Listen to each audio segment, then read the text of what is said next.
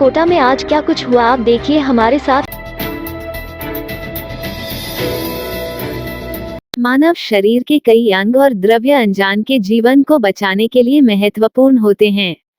देश में नेत्रदान, अंगदान, देहदान को लेकर विभिन्न कार्य हो रहे हैं, लेकिन कोटा की बात करें तो कुछ संगठन ऐसे हैं जिन्होंने रक्तदान के क्षेत्र में अपना जीवन समर्पित कर दिया। ऐसे ही रक्तवीरों के कारण कोटा का नाम रक्तदान के क्षेत्र में अव्वल है। मां भारती जन कल्याण ट्रस्ट के उपाध्यक्ष दिनेश विजय एवं टीम जीवनदाता के संयोजक व लायंस क्लब के रीजन चेयरमैन भुवनेश गुप्ता ने मंगलवार को प्रेस वार्ता के दौरान विश्व रक्तदाता दिवस 14 जून पर कोटा में आयोजित किए जा रहे कार्यक्रमों की जानकारी देते हुए बताया कि कोटा में स्वैच्छिक रक्तदान काफी मात्रा में हो रहा है, लेकिन आज भी हमें गांव ढाणी तक पहुंचने की आवश्यकता है। भीषण गर्मी में भी कोटा ऐसा शहर है जहां पर लोगों को रक्त के लिए ज्यादा परेशान होने की आवश्यकता नहीं होती और कुछ ही समय में उसे रक्त उपलब्ध हो जाता है।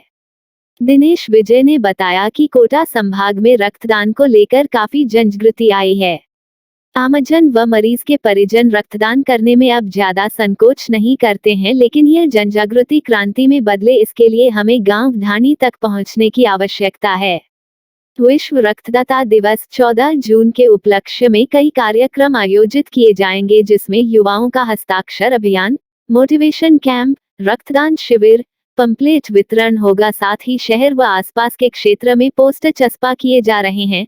सार्वजनिक स्थान, अस्पताल व स्कूल कोचिंगों में भी बैनर पोस्टर के माध्यम से जागरूकता को चरम पर पहुंचाने का प्रयास किया जा रहा है।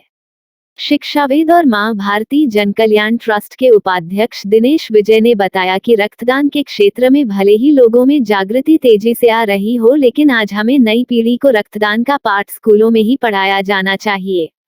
इसके लिए हम सरकार से लगातार मांग कर रहे हैं कि कक्षा 10वीं, 11वीं, 12वीं किसी में भी रक्तदान जागरूकता को लेकर पाठ शामिल किया जाना चाहिए, जिसमें रक्त के बारे में भ्रांतियां को दूर करते हुए मोटिवेशन किया जाना चाहिए।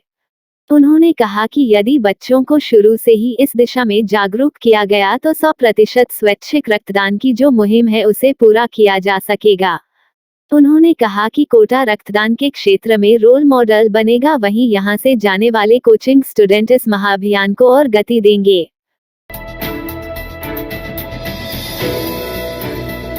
संभाग के सबसे बड़े अस्पताल एमबीएस में हालात सुधारने के नाम ही नहीं ले रहे हैं। हाल ही में तैयार की गई नई ओपीडी बिल्डिंग में लगी लिफ्ट आए दिन बंद हो जाती हैं, जिससे मरीज खासे परेशान हैं।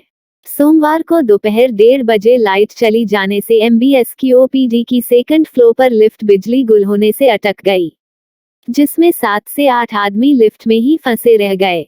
गर्मी से काफी देर परेशान होने के बाद इमरजेंसी चाबी लगाकर लोगों को बाहर निकाला गया। लोगों ने बताया कि एमबीएस अस्पताल में लाइट गुल होते ही लोगों को भारी परेशानी होती है। खासतौर से लिफ्ट में अगर आप फंस गए तो जब तक लाइट नहीं आएगी तब तक आपको लिफ्ट में वैसा ही रहना होगा।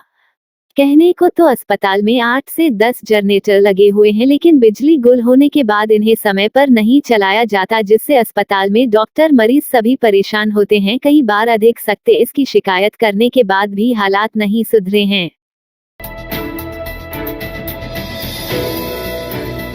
आरएसी ग्राउंड के झाड़ियों में लगी आग, 4 दमकल ने 1 घंटे में पाया आग पर काबू। कोटा रावत भाटा रोड स्थित आरएसी ग्राउंड में मंगलवार दोपहर बाद अचानक आग लग गई, जिससे नगर निगम की 4 दमकल ने करीब 1 घंटे में आग पर काबू पाया। नगर निगम कोटा दक्षिण के मुख्य अग्निशमन अधिकारी राकेश व्यास ने बताया कि आरएसी ग्राउंड परिसर की सूखी झाड़ियों में आग लगने की सूचना मिली थी। सूचना पर श्रीनाथपुरम स्थित अग्निशमन केंद्र से शुरुआत में 3 दमकल मौके पर भेजी गई, लेकिन आज अधिक होने से 1 दमकल और भेजी, जिसने 4 दमकल ने 1 घंटे में आग पर काबू पाया। हवा के कारण सूखी झाड़ियों में आग तेजी से फैली, जिससे धुआं अधिक हो गया था। वहीं सीआईडी रोड स्थित नाले में भी कचरे में आग लग गई थी, जिससे 1 दमकल मौके पर भिजवाए और आग पर काबू पाया गया। बोरखेड़ा थाना क्षेत्र में सोमवार देर रात को नीलकंठ अपार्टमेंट की 4थी मंजिल से गिरने पर चौकीदारी की संदिग्ध मौत हो गई। पुलिस ने मंगलवार को परिजनों के समक्ष शव का पोस्टमार्टम करवाकर सौंप दिया। परिजनों की रिपोर्ट पर संदिग्ध मौत का मुकदमा दर्ज किया गया है। फिलहाल पुलिस जांच में नशे में गिरना सामने आया है। एएसआई प्रेम सिंह ने बताया कि बारान जिले के समरानिया निवासी सोनू सहरिया पुत्र कन्हैयालाल सहरिया नीलकंठ अपार्टमेंट में अपनी पत्नी और ताऊ के 3 बच्चों के साथ रहता था। ताऊ के लड़के एला कोचिंग संस्थान में कोचिंग कर रहे हैं। सोनू बीए तक पढ़ा था। काम नहीं मिलने से यहाँ पर चौकीदारी करता था। उसकी 6 महीने पहले ही शादी हुई थी। वह पत्नी को भी लेकर 1 महीने से यहाँ रहने आ गया था। वह नशे का आदी था। उसने रात 9 बजे तक अन्य गार्डों से भी बातचीत की। इसके बाद सोने के लिए चला गया। रात को ताऊ के बच्चे सो रहे थे, तभी अचानक रात करीब 1:15 किसी के गिरने की आवाज हुई तो उन्होंने कमरे की लाइट जलाई और देखा सोनू कमरे में नहीं था। इसके बाद उन्होंने रोशनदान से नीचे की तरफ झांका तो सोनू जमीन पर पड़ा तड़प रहा था। इसके बाद बच्चों ने रात को ही अपने परिजनों को पूरी जानकारी दी और उसे लेकर एमबीएस अस्पताल गए, जहां चिकित्सकों ने मृत घोषित कर दिया। सोने के पिता कन्हैयालाल की रिपोर्ट पर संदिग्ध मौत का मुकदमा दर्ज किया है। शहर की पोक्सो कोर्ट क्रम 5 ने मंगलवार को दिव्यांग, मूक, बधिर युवती से दुष्कर्म के मामले में आरोपी को दोषी करार देते हुए 20 साल के कठोर कारावास की सजा सुनाई। न्यायालय ने आरोपी पर 30,000 का जुर्माना भी लगाया। इस मामले पीड़िता की मां ने पुलिस थाना चेचट में आरोपी पीरू लाल उर्फ पीरू 36 निवासी चेचट के खिलाफ उसकी 19 वर्षीय दिव्यांग, मूक, बधिर पुत्री के साथ खेत में दुष्कर्म करने का मुकदमा दर्ज कराया था। विशिष्ट लोक अभियोजक सुरेश कुमार वर्मा ने बताया कि पीड़िता की मां ने 12 अक्टूबर 2020 को चेचट थाने में शिकायत दी थी, जिसमें बताया था कि उसकी बेटी दिव्यांग, मूक, बधिर है, इशारों में समझती व समझाती है। पति की मौत के बाद मेहनत मजदूरी करती हूँ। 11 अक्टूबर को सुबह 10 बजे खेत में मजदूरी के लिए गई थी। बेटी घर पर अकेली थी। शाम को काम खत्म करके वापस लौटी तो बेटी घर में नहीं थी। आसपास तलाश किया लेकिन कहीं नहीं मिली। थोड़ी देर बाद बेटी रोती हुई आई। उसके पीछे पीरू भी था। मुझे देखकर भाग गया। बेटी ने उल्टी सलवार पहनी हुई थी। उसने पीरू के मकान की तरफ इशारा किया। पीरू ने उसकी बेटी से दुष्कर्म किया है। फरियादी की शिकायत पर पुलिस ने मामला दर्ज कर आरोपी को गिरफ्तार कर कोर्ट में चार्जशीट पेश की।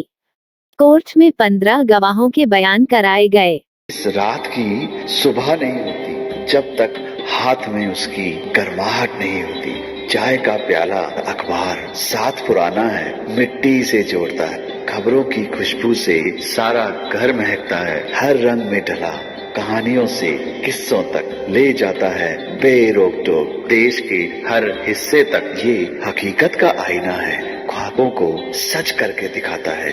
दैनिक नवज्योति, आपके लिए, आपके साथ। ये थे आज के मुख्य समाचार। विस्तार से जानने के लिए पढ़ते रहिए दैनिक नवज्योति। दैनिक नवज्योति के YouTube चैनल को सब्सक्राइब करें और ताज़ा अपडेट के लिए बेल आइकॉन दबाएं।